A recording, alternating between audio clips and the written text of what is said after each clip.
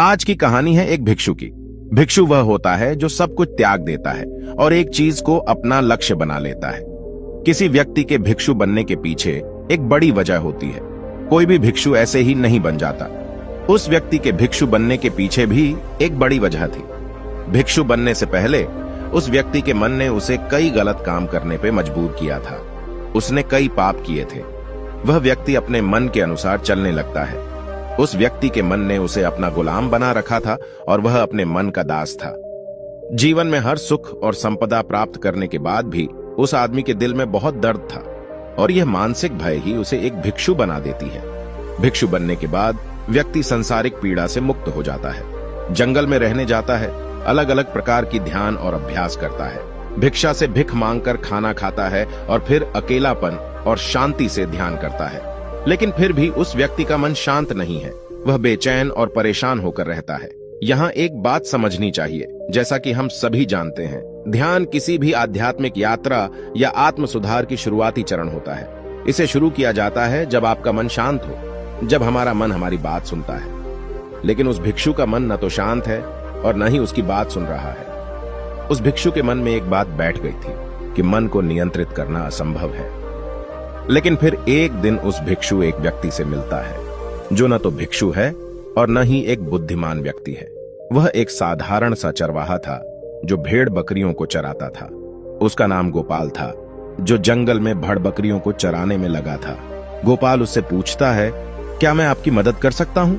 आप बहुत चिंतित दिख रहे हैं। पिछले कई दिनों से देख रहा हूं कि आप बहुत बेचैन हैं। अगर आप चाहें तो मैं आपकी मदद कर सकता हूं। भिक्षु ने गोपाल की बात सुनते ही हंसते हुए कहा, भला तुम मेरी मदद कैसे कर सकते हो? तुम संसारी हो और तुम मोह माया और संसार से जुड़े हुए हो। मैंने सब कुछ छोड़ दिया और जंगल में आया, फिर भी मेरा मन मेरे वश में नहीं है। गोपाल कहता है कि हाँ, मैं तुम्हें सिखा सकता हूं। मुझे अपने मन को वश में करना आता है।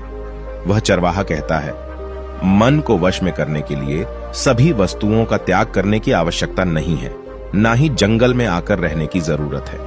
मन को वश में करने के लिए बस एक चीज को छोड़ना सबसे जरूरी है। वह भिक्षु उस चरवाहे से पूछता है, वह एक चीज क्या है?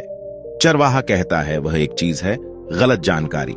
आज तक हमारे भीतर जो भी जानकारी गई है उसी ने हमारे मस्तिष्क और मन का निर्माण किया है। सन्यासी उस चरवाहे से पूछता है, परंतु वह कैसे?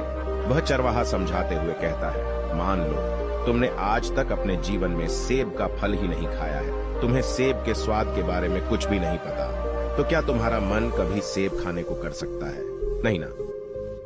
इसीलिए हमारे मन का निर्माण जानकारी से होता है। वह सन्यासी चरवाहे की बात से प्रभावित हो जाता है और कहता है, क्या तुम मुझे थोड़ा और विस्तार में बता सकते हो इसके बारे में? गोपाल भिक्षु को बताता है कि अगर तुम अपने मन को नियंत्रित करना चाहते हो तो मेरी बातें ध्यान से सुनो। तुम अपने मन को नियंत्रित कर सकते हो जब तुम अपने मन की जड़ों को देख पाओगे। मन का निर्माण जानकारी से होता है और हमारे शरीर में जानकारी के 5 प्रवेश द्वार होते हैं। पहला, आंख। अपनी आंखों से जो कुछ भी देखते हैं, अच्छा या बुरा, वह सब हमारे मन की यादाश्त में इकट्ठा होता रहता है। दूसरा, कान। जो कुछ भी हम अपने कानों से सुनते हैं हमारे मन में वैसे ही बीज के रूप में बोया जाता है। तीसरा, जीभ। जिस भी चीज का स्वाद हम ले लेते हैं वह हमारे मन की यादाश्त में अंकित हो जाता है। चौथा है नाक। जो एक बार सूंघ लेते हैं, चाहे वह सुगंधित हो या दुर्गंधित, वह हमारे मन में दर्ज होता है। और पांचवा है स्पर्श।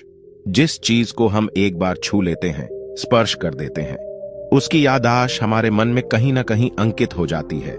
इन 5 और शारीरिक द्वारों से जो भी जानकारी हमारे अंदर प्रवेश करती है वह जानकारी बीजों के रूप में जमा हो जाती है और धीरे धीरे वृक्ष बनते हैं।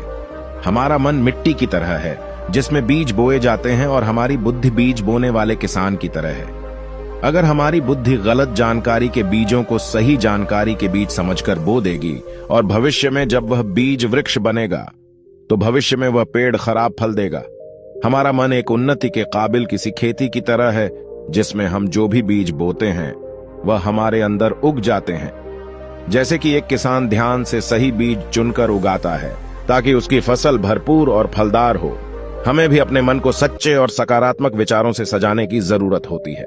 जैसे कि एक माली अपने उद्यान की देखभाल करता है, हमें भी अपने मन की देखभाल करनी चाहिए, सच्चे विचारों, अनुभवों और जानकारियों से इसे पोषित करके।